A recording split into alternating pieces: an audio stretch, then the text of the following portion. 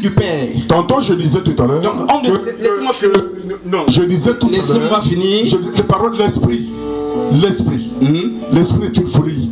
Non, l'homme. Non, Si, papa. Non, il n'y a pas de folie. Si. C'est nous. Aujourd'hui, c'est les paroles qui sont en esprit aujourd'hui. Donc Jésus, c'est Dieu le Père. Il en est là-dedans. Non. C'est le Père. Qu'est-ce qui fait l'unicité du Père, du Fils et du Saint-Esprit? C'est cette unité-là. Donc, je vais finir. Je vais finir. Une minute. Oui, une minute, merci, modératrice. 30 secondes. Non, même 30 secondes. La question se pose pourquoi? Parce que c'est ceux qui nous disent que c'est 1, 3 ne vont jamais nous expliquer ça. Ils nous diront c'est le mystère accepté. Non, les apôtres n'ont pas prêché que Jésus est Dieu. Ça n'existe pas. Le judaïsme n'a jamais prêché que Jésus est Dieu. Ça n'a jamais existé. Il y a un commencement, n'est-ce pas? Avec l'histoire, vous comprendrez à quel moment Jésus a été divinisé au rang des Elohim suprêmes. Je sais que Jésus est Dieu. Parce que tous les êtres suprêmes sont de Dieu. Satan est un Dieu. La Bible dit le Dieu de ce siècle. On parle de Satan, donc c'est une divinité, c'est un Dieu. Donc Jésus est Dieu, il n'y a pas de problème. Mais est-ce qu'il est Dieu le Père? C'est la question que je pose. Est-ce que Jésus n'a pas un commencement, n'a pas un autre Elohim supérieur à lui? C'est la question que je pose. Vous allez nous dire que c'est la même personne, mais vous n'allez pas nous expliquer que c'est la même personne. On va juste dire c'est un mystère. Donc je demande qui est assis sur le trône et qui remet le livre à qui? Si c'est la même personne, donc c'est elle-même qui se remet le livre. Ou elle s'est fendue un temps soit peu. Parce que même quand vous lisez homme de Dieu, Hébreux chapitre 1 à partir du verset 1 à 4, la Bible dit pour un temps, Jésus a été fait inférieur aux anges. Il a été fait inférieur par qui? 5 secondes. Merci. Donc, est-ce que, c'est l'unique question que je pose, Jésus est Dieu, Satan est Dieu. Les anges sont des divinités, ce sont des dieux. Je sais, est-ce que Jésus est l'Élohim suprême? Il y a un seul Élohim suprême. Est-ce que c'est lui l'Élohim suprême? Vous nous prouvez avec les Écritures. Il n'y a pas de problème. De toute façon, pour vous répondre, je reviens simplement sur Jean 1, c'est tout. Il est Dieu le Père.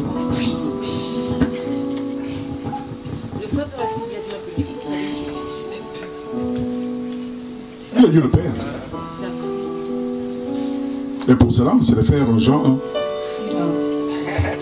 C'est tout. Il y a même un Corinthiens. J'ai envie de revenir sur quelque chose. Shalom. Non, en fait, c'est pour développer dans le même sens. Hein. Shalom à mes aînés, le Seigneur.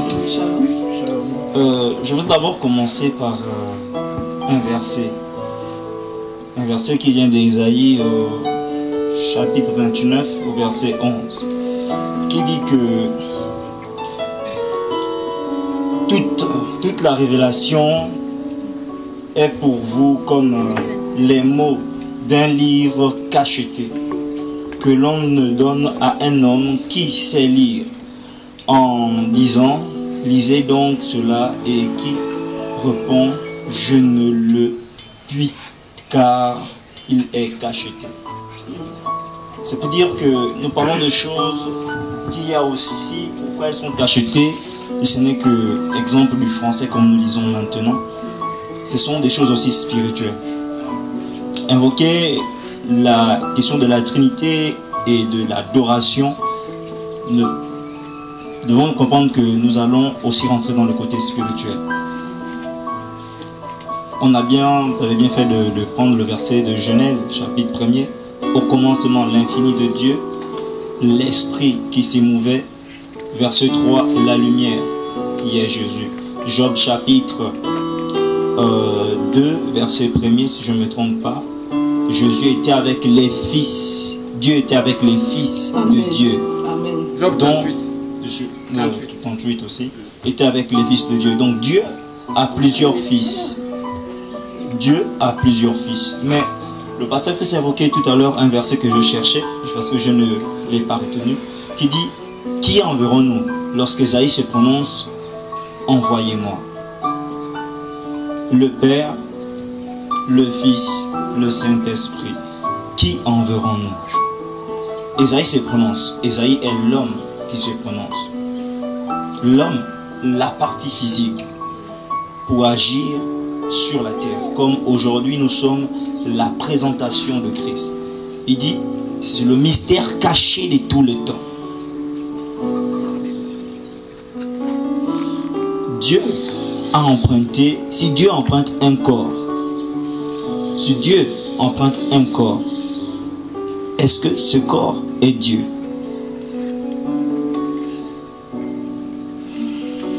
Juste une question.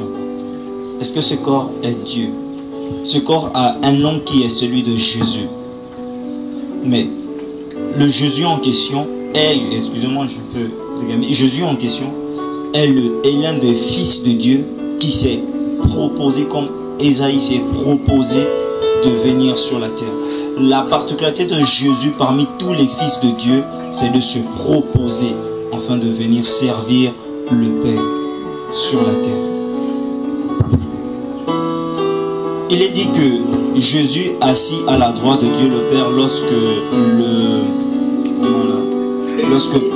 lorsque Étienne s'est fait lapider, on dit Jésus est assis à la droite. Jésus est la personne à côté de Dieu, plus que on nous dit dans les Écritures que Jésus est assis à la droite du Père et son esprit, le Christ, l'Église. Donc, vous voyez, même là, il y a aussi une question qui se pose entre l'Esprit de Christ et le Saint-Esprit. Est-ce que c'est aussi la même personne? Il y a aussi cette question-là au milieu. Pour moi, de la même manière, on a aussi on va, juste une parenthèse, on ne peut pas dire que Jésus est Dieu. C'est un peu difficile à dire que Jésus est Dieu. Jésus est mort à la croix, ressuscité. Il a été palpé, touché pour prouver qu'il était en chair et en os là. Qui est aussi notre révélation du fait que Dieu étant une grande divinité, on a eu l'enlèvement d'Élisée, on a eu d'Élie, autant pour moi, l'enlèvement d'Élie, on a le Moïse qui a été, le corps de Moïse, on a et comment ça s'appelle, Enoch, merci, Enoch qui est monté vers Dieu. Toutes ces personnes-là ont une représentation, d'un homme, justement d'un homme dans un surnaturel, mais je ne sais pas si vous voulez, excusez-moi un peu, mais c'est un peu ce que je veux dire. Jésus ne peut pas être Dieu. Jésus est un corps emprunté dans le ciel, comme nos esprits empruntent de corps dans le ciel afin d'arriver ici sur la terre et de vivre. Amen. Alors pour Papa Julien, pardon, pour compléter ce que le frère disait par rapport au Fils de Dieu, je pense que dans le livre de la Genèse 6, à partir du verset 2, on nous parle également des fils de Dieu qui sont descendus pour faire des enfants avec les filles des hommes, et ça nous a donné des géants, et c'est ça qui a fait en sorte que Dieu puisse mettre le déluge parce qu'il était dessus. Mais on nous parle des fils de Dieu. Or souvent on pense qu'il n'y a qu'un seul fils. Maintenant, quand la parole de Dieu nous dit que on sera cohéritier avec Christ, qu'on est assis dans les lieux célestes en Christ, on sera cohéritier avec Christ, ça veut dire qu'il y a un degré que nous les chrétiens on aura avec Christ. Est-ce qu'on sera Dieu, l'Élohim suprême? Je dirais non. Et Papa Julien prend depuis le livre de l'Apocalypse 5. Moi j'ai envie de dire, Apocalypse 5, ça c'est déjà passé. Si c'est déjà passé, ça voudrait dire que Jésus est adoré. Mais si ce n'est pas passé, ça voudrait dire que c'est pour un temps, comme disait le pasteur, qu'il se trouve au milieu. Mais ceux qui se prosternaient pour qui? C'est encore une autre question. Et si c'est déjà passé, pourquoi est-ce que les apôtres n'ont pas adoré Jésus? Moi je vais lire certains versets. Je vais lire certains versets. On va commencer avec Éphésiens 1 à 3. C'est Paul qui dit: béni soit Dieu, le Père de notre Seigneur Jésus-Christ. Dans Romains 1, du verset 8 à 9, il dit: je rends d'abord grâce à mon Dieu par Jésus-Christ. Si c'est la même personne, je ne sais pas pourquoi Paul parle comme ça. Dieu que je sers en mon esprit dans l'évangile de son Fils. Dans Jean 14, verset 28, c'est Jésus lui-même qui dit: car le Père est plus grand que moi. Dans Jean 20, verset 17, c'est Jésus lui-même qui dit, car je ne suis pas encore monté vers mon Père et vers votre Père, vers mon Dieu et votre Dieu. C'est lui-même Jésus qui parle. Amen. Dans Jean 14, 24, il dit, la parole que vous entendez n'est pas de moi, mais du Père qui m'a envoyé. Dans Marc 9, verset 38, il dit, car quiconque aura honte de moi, je venais de lire ce livre, il dit, il reviendra dans la gloire de son Père avec les saints anges. Amen. Dans Matthieu 4, le verset 10, il dit, Jésus dit à Satan, tu adoreras le Seigneur, ton Dieu, et tu le serviras lui seul. Mais il faut nous dire si Dieu lui-même, il s'est joué de nous. Voilà. Oui, moi j'ai encore une autre question là qui m'est venue à l'esprit. Alors je vais encore m'appuyer sur le Matthieu chapitre 11. Je crois bien le verset qui dit, oui Père, je te loue de ce que tu l'as fait ainsi. Et quand on lit les versets plus haut, le verset 25, à ce temps-là, Jésus prit la parole et dit, je te loue Père, Seigneur du ciel et de la terre, de ce que tu as caché ces choses aux sages et aux intelligents, et de ce que tu les as révélées aux enfants. Oui Père, je te loue de ce que tu l'as fait. Ici, avant de poser ma question, ici on voit que Jésus s'appuie encore sur cet aspect-là. Il s'appuie sur son Père. Jésus reconnaît encore qu'il a un Père. Il affirme, Père, oui, je te loue. Jésus reconnaît qu'il a un Père, quelque part. Et avant de poser ma question, il y a un verset qui dit, nous sommes des dieux, mais nous mourrons comme des hommes. Amen. Alors ma question est la suivante. Est-ce que si nous sommes des dieux, des êtres faits de chair et de sang, nous sommes devenus dieux grâce au sacrifice de Jésus-Christ de Nazareth sur la croix de Golgotha, nous avons été, comment dirais-je, il y a un thème là, nous avons été greffés à l'arbre qui est effectivement. Donc nous sommes devenus de Dieu par cette action. Bon, maintenant, vu que nous sommes faits de chair et de sang, mais à cause de cette action, nous sommes devenus des dieux. Est-ce que sommes-nous réellement des dieux? Parce que la parole dit, nous sommes des dieux, mais nous mourrons comme des hommes. Est-ce que par l'action, l'action de ce rattachement, nous sommes des dieux comparables à Jésus-Christ de Nazareth? C'est là ma question. Frédéric, Oui. nous éclairer. Waouh, grande question. Voilà, non, il faut dire que nous sommes Dieu, petit d. Nous sommes Dieu. Chrétien signifie quoi? Petit Dieu. Quand on prend la définition même de chrétien, chrétien signifie petit Dieu. Pour ma part, nous sommes Dieu, mais avec petit d. Jésus reste Dieu grandi. Voilà. Mais justement, oui. Tu t'es pas sacrifié, mon frère. Lui s'est sacrifié à la croix pour nous. Voilà. Moi, c'est à cause de son sacrifice et à cause de ce qu'il faisait comme miracle. Autant que nous sommes.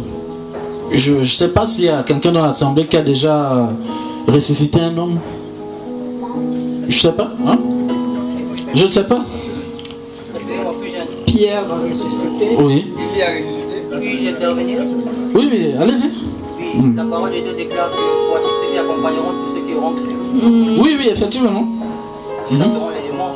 Oui. Tout ce que Jésus a eu à faire. Et plus. Et plus même. Oui, oui, je connais la parole. Donc, Oui. ce qui veut dire que nous sommes en principe devenus, vu en importance, devenus au même pied d'égalité que Dieu. Non, jamais. Vous avez, nous, on a des corps physiques de chair, faits de chair. Et lui, il a des corps célestes. Il y a une différence. Si on fait une différence. Nous, on a des corps faits de chair. Mais voilà, il faut avoir des corps célestes. D'accord. Jésus, pour voir Dieu. Jésus a ressuscité des morts. Oui. Il y a des gens qui ont ressuscité des morts. Avant Jésus même. Jésus n'a fait, excuse-moi de t'interrompre, Jésus n'a fait aucun miracle spécial. Tous les miracles de Jésus-Christ existaient même plusieurs années. Il y a des gens qui ont ressuscité les morts. Mais les autres le faisaient peut-être à la magie. Homme de Dieu. Élie. Non, Élie et Pierre. Sans vous interrompre, homme de Dieu. Non, je pense que... Peut-être le faisait à la magie. La question... Je peux terminer. Les apôtres, plutôt, excuse-moi mon frère, dans le Tanakh, tous les miracles de Jésus-Christ étaient déjà faits par les prophètes. Vous pouvez prendre les miracles de Jésus-Christ qui n'a jamais été fait avant Jésus-Christ. Les morts ressuscités, Élie a ressuscité les morts. Moïse a transformé la mer en sang, Jésus a transformé l'eau en vin. Il n'y a eu aucun nouveau miracle que Jésus a fait qui n'avait jamais été fait. Ça n'existe pas. Ça n'existe pas. Jésus est-il Dieu? Je pense que c'est ça. C'est ça la thématique. C'est pourquoi ce que je voulais vous aborder dans le livre de Jean 1. 1 Jean 5, à partir du verset 20. Je vais lire avec vous, nous allons le partager ensemble. Le véritable. Oui, le véritable, tu as tout compris. Nous savons aussi que le Fils de Dieu est venu et qu'il nous a donné l'intelligence pour connaître le véritable. Et nous sommes dans le véritable. Et son Fils, Jésus-Christ, c'est lui qui est le véritable, qui est le Dieu véritable. C'est pas moi qui le dis. Mal lu, c'est pas bien lu. Non, Jésus n'est pas le Dieu véritable. Non, lisez bien. Non, non, Jésus ne peut pas être le Dieu véritable. Non, non, on peut relire. 1 Jean 5, 20, je crois, on peut relire. Le véritable est en son fils. Est en son fils. Le véritable est en son fils. Mais ça peut écrit sur le temps, il est en 5. Non, mais on peut lire. On peut lire, hein. On peut lire. Sauf si quelqu'un a une autre version. Une autre version, là. C'est une autre version, s'il vous plaît. Ça, c'est lui, c'est bon. Bon, maman, donnez le micro à maman, là, parce que... Oui. Elle a une question. Elle a la même question. C'est pas grave, non, mais c'est un bon texte. il n'y a pas de problème, il n'y a pas de problème. Le texte de l'homme de Dieu prouve bien qu'il y a un Dieu qui envoie un fils dans lequel il met le véritable. Le véritable est dans le fils. Dieu véritable dans le fils. C'est lui. Dieu véritable Non, dans non, le fils. non, pas le fils, le Dieu véritable. Pas le fils. C'est pas le fils qui est le Dieu véritable. Mais c'est celui qui envoie le fils qui est le Dieu véritable. Le Dieu véritable. Qui? Et la vie éternelle. Le premier, c'est le premier qui est le Dieu véritable. Enfin, je comprends rien. Mais là, les Écritures me disent autre chose. Oui, maman, le micro. C'est pas... Oui, je voudrais d'abord répondre parce que à l'intervention du frère qui disait que Dieu a plusieurs fils. Ici, la parole de Dieu nous dit que Dieu a un seul fils unique. Car Dieu a tant aimé le monde qu'il a donné son fils unique afin que quiconque croit en lui ne périsse point mais qu'il ait la vie éternelle. Et ce fils unique n'est autre que Jésus-Christ. Non, non, non, non. Non, non, non. Pourquoi vous dites Ce fils unique n'est autre que Jésus-Christ. C'est écrit, homme de Dieu. Non, s'il vous plaît, s'il vous plaît. Jésus. Vous lisez une seule Bible et puis vous restez sur la même Bible. Homme de Dieu, Jésus. Sans vous interrompre, vous ne pouvez pas. Vous lisez tous Luc second. On n'a pas encore terminé. Oui, on va répartir chez maman. Vous lisez tous Luc second, je vous précise. Oui, oui, effectivement. Et si je vous prends d'autres versets qui n'ont pas ça, vous direz quoi? Non, on peut voir. Jésus est le seul fils. C'est la Bible qu'on utilise tous là. Non, il n'y a pas que Luc second. Non. Je précise encore ceci, homme de Dieu. Je vais répartir chez maman. Jésus a des frères. Demain, on va exposer. Jésus a des frères qui sont appelés également fils de Dieu. L'unique, pour ça, ce qui fait de Jésus fils unique, parce que c'est le seul qui a été oint. Oui. C'est la seule chose. Il n'est pas l'unique fils engendré par le Père. Quand vous parlez de Dieu engendré par le Père, donnez-moi alors la femme de Dieu dans ce cas. Mais quand on dit Dieu engendre, il crée. Non, non. Donc Jésus n'a pas été engendré. Non, engendré, quand je dis engendré, c'est simplement, moi je m'accroche à quelque chose et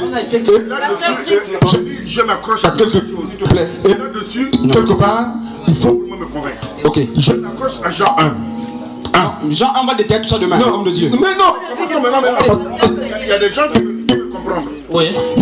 C'est en attendant, c'est maintenant que les gens veulent comprendre. Nous, on s'accroche à Jean 1. Ça c'est clair.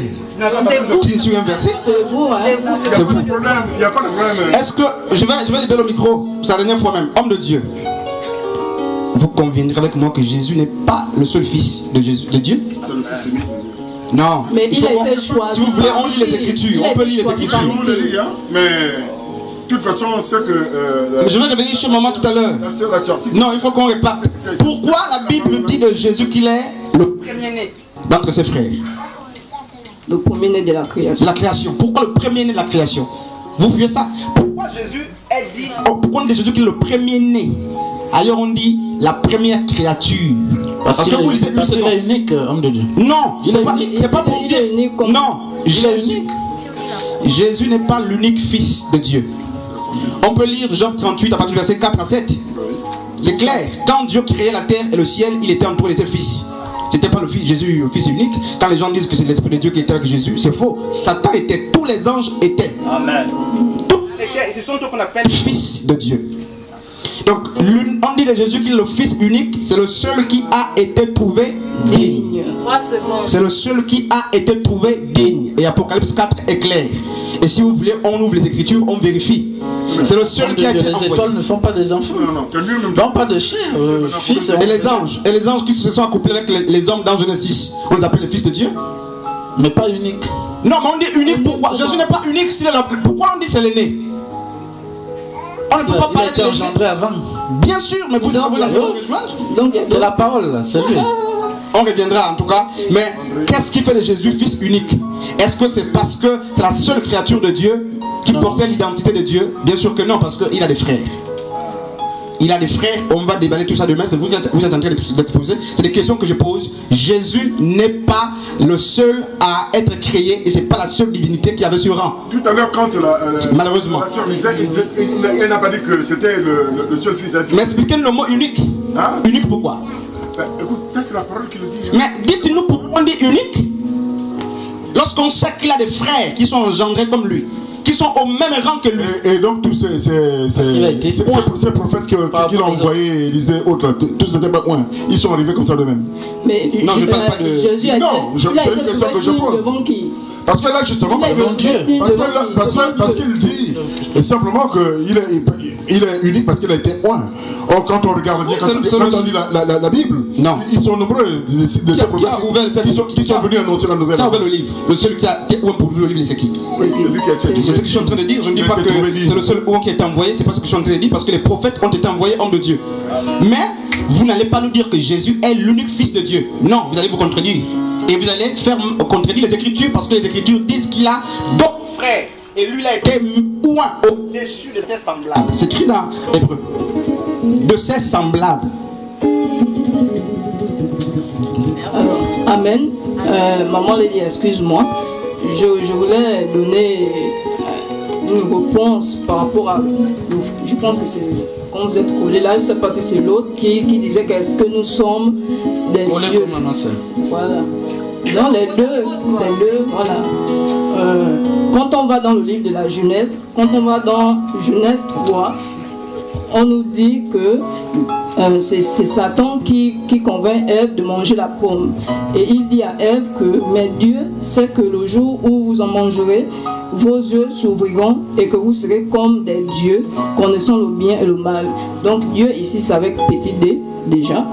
Et lorsque on continue la lecture, on nous dit à partir du verset 22, on dit l'Éternel Dieu dit, voici l'homme est devenu comme l'un de nous pour la connaissance du bien et du mal. Empêchons-le maintenant d'avancer sa main, de prendre l'arbre de vie, d'en manger et de vivre éternellement. On constate ici que dans un premier temps, il parle de l'homme est devenu comme l'un de nous, Dieu avec petit d. Et dans le second verset, il veut que l'homme ne puisse pas s'approcher de l'arbre de vie pour avoir la vie éternelle. Donc du coup on se demande que ça veut dire que nous les hommes, puisqu'on a le bien et on connaît le bien et le mal, voilà pourquoi on a péché. Ça veut dire que nous sommes des petits dieux. Et lorsqu'on essaie de lire ici, Dieu empêche Adam et Ève de prendre l'arbre de vie, c'était pour avoir la vie éternelle. Mais si Adam et Ève avaient réussi à toucher l'arbre de vie et d'en manger, je pense que Adam et Ève devaient être des dieux, ils allaient être éternels. Maintenant, revenons dans notre contexte, se demander si nous sommes des dieux. Parce que l'arbre de vie ici qui donne la vie éternelle, c'est Christ. Et Christ est mort sur la croix, nous avons maintenant la vie éternelle. On nous dit que Dieu vit en nous. On nous dit que nous sommes assis dans les lieux célestes en Christ. Donc du coup, on a cette capacité-là. Je pense qu'on n'est plus privé de l'image de Dieu. on est réconcilié avec Dieu.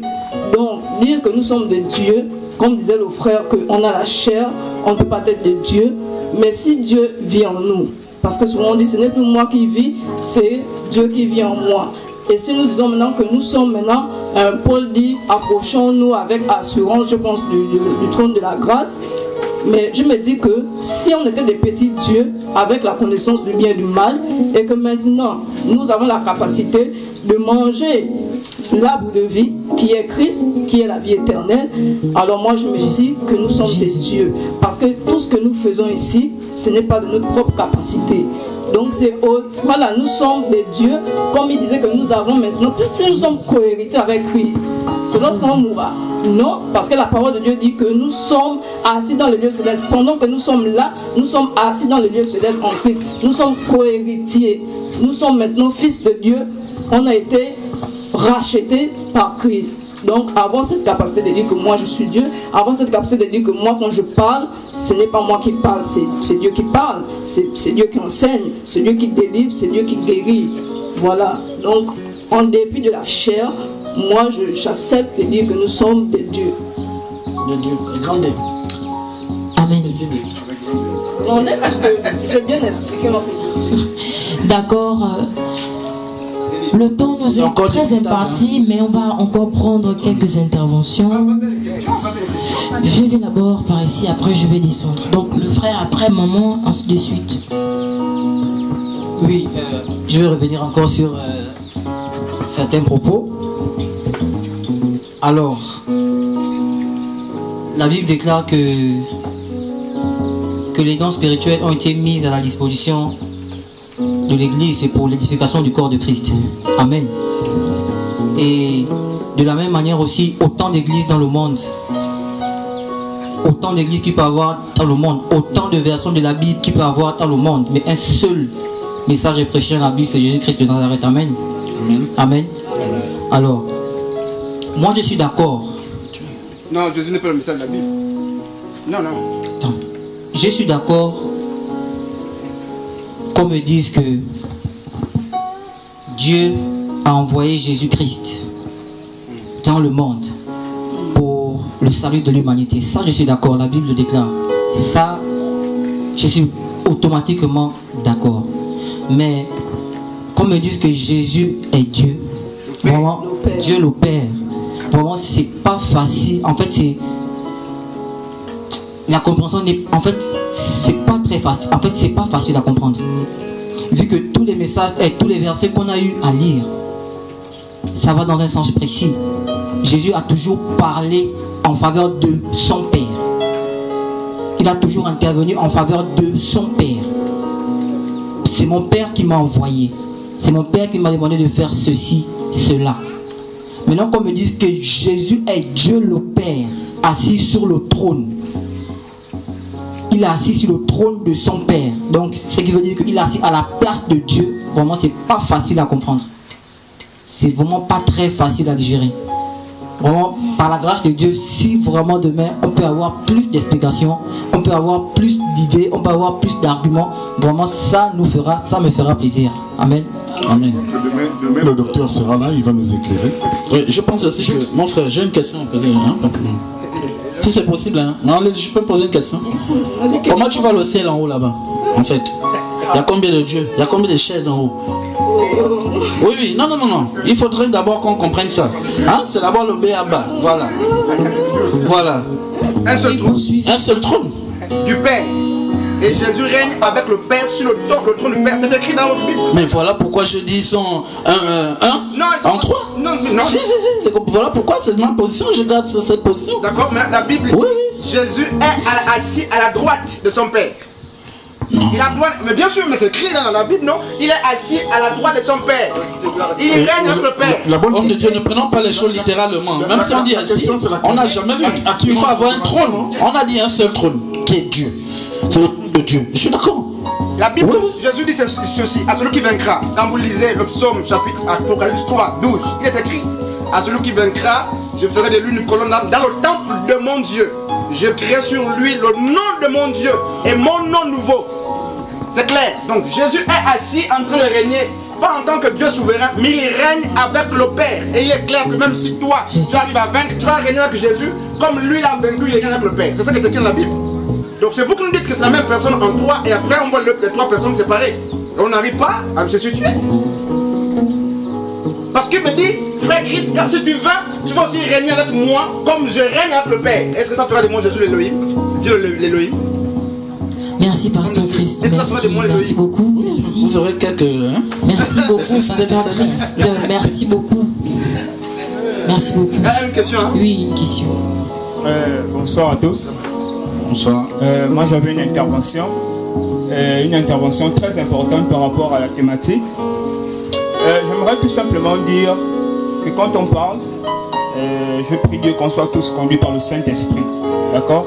Et que ce qu'on dit vienne réellement du Saint-Esprit. Je vais rebondir sur ce que la maman disait derrière. Et voilà pourquoi je serai un peu contre vous. Non, non. D'accord? Pas de problème. C'est dangereux. Je ne sais pas s'il y a les nouveaux ou les anciens convertis, mais s'il y a les nouveaux et les enfants, c'est dangereux. D'accord? De dire que Jésus, de dire à haute voix que Jésus n'est pas le Fils unique, ou bien de chercher à expliquer ça. On n'explique pas. On va expliquer, d'accord? Il faut expliquer, mais à 100% du salut, ça dénature le salut, d'accord? Que de dire que Dieu a plusieurs fils, je ne dis pas le contraire. Il a plusieurs fils, il a plusieurs créatures, mais dire que Jésus n'est pas le Fils unique, c'est très dangereux en ce qui concerne le salut.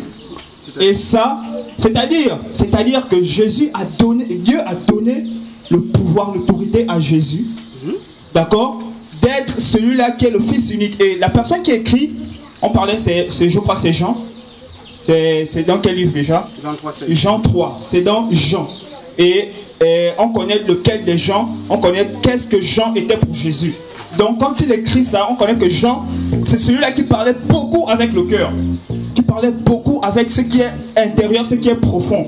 Donc, nous on peut comprendre l'explication, d'accord? Nous on peut comprendre l'explication, les pasteurs peuvent comprendre l'explication, mais je dis encore une fois, c'est dangereux d'aborder le terme, ou bien de détruire que Jésus n'est pas le Fils unique. Ça là, même si c'est, je peux dire, les pasteurs Oyedepo, les pasteurs Christ, je dirais toujours cela parce que le Jésus qu'on a reçu, d'accord, avec cette conviction du Saint-Esprit à l'intérieur de nous, je ne pourrais pas dire le contraire.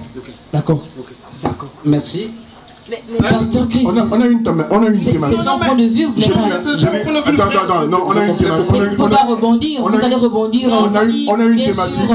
On a une thématique qui est claire, je pense que les intervenants Jésus est-il Dieu? Chaque chose. Je viens de coller d'abord au propos du frère. Je vous libère pour quelques secondes. Non, ne nous libère pas, s'il te plaît. Demain, tu vas nous libérer. Non, pour le moment, on a un problème de temps. Vous avez la parole Il y a un problème de temps. Expliquer tout ceci. Nous, ce que nous voulons savoir, c'est que Jésus est-il Dieu? Voilà. Moi, j'ai dit oui, il est Dieu, et jusque-là, j'essaie plus ou moins, par sa parole, de le démontrer.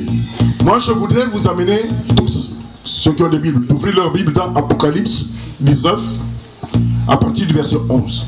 Nous allons lire ensemble. Apocalypse 19, à partir du verset 11. Puis j'ai vu sur le ciel, et voici, parut un cheval blanc. Celui qui le montait s'appelait fidèle et véritable. Et il juge et combat avec justice. Et ses yeux étaient comme une flamme de feu. Sur sa tête étaient plusieurs diadèmes. Et il avait un nom écrit que personne ne connaît, si ce n'est que lui-même. Et il était revêtu d'un vêtement teint de sang. Son nom est la parole de Dieu. Son nom est la parole de Dieu. Mais je veux revenir sur Jean 1. Qu'est-ce que Jean 1 dit? Si son nom est la parole de Dieu, qu'est-ce que Jean 1 dit? Vous me posez la question? Donc ce verset prouve que Jésus est la parole incarnée de Dieu. Est-ce qu'il y a un problème? Non. Avant Jésus, la parole existe. D'abord, elle n'est pas communiquée, promulguée. Non. Ensuite, elle est communiquée à... Non, tenons nos écritures. Nous sommes sur les écritures. Ça ne prouve pas que Jésus est la parole incarnée. Avant Jésus, on dit au commencement, c'était la parole. Donc Jésus est un commencement. Mais je dis simplement, parce qu'aujourd'hui, on est en train de nous démontrer que la parole... Dans Jean 1.1, il y a deux types de paroles. Homme de Dieu, homme de Dieu. N'essayez pas de convaincre le pasteur, c'est son point de vue. Le problème, c'est que l'homme de Dieu dit, parce que Jésus s'appelle la parole de Dieu, qu'il est Dieu le Père. C'est pas un argument.